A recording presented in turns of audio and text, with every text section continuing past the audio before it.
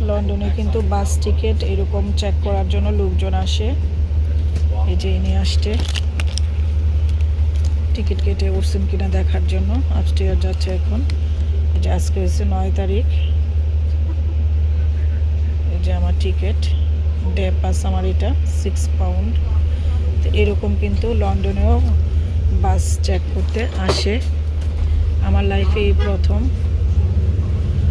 আমি বাসে খুব কমই চড়ি, খুব দরকার না হলে বাসে চড়া হয় না, বাট এই ফার্স্ট আমার লাইফে দেখলাম টিকিট কেটে উঠছেন কিনা দেখার জন্য চেক করতে আসছে। যদি আমার সাথে টিকিট না থাকতো বা কারো কাছে এই টিকিটটা না থাকতো তাইলে কিন্তু ওরা ফাইন করতো। টিকিট আমি 6 পাউন্ড দিয়ে কাটছি ডে পাস, বাট এটা কিন্তু আমাকে ডবলের চেয়েও ডবল জরিমানা করা হতো, ফাইন করা হতো। তো এখানে কেউ টিকিট না করে বাসে চড়ে না, আর এই সিস্টেমও নাই আপনার বাসে চড়ার।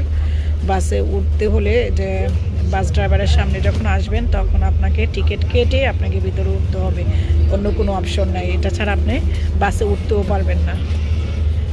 চেক না করলেও পারে, বাট এছাড়া বাসে ওঠারও কোনো অপশন নাই। তো উন্নত দেশ, উন্নত সিস্টেম।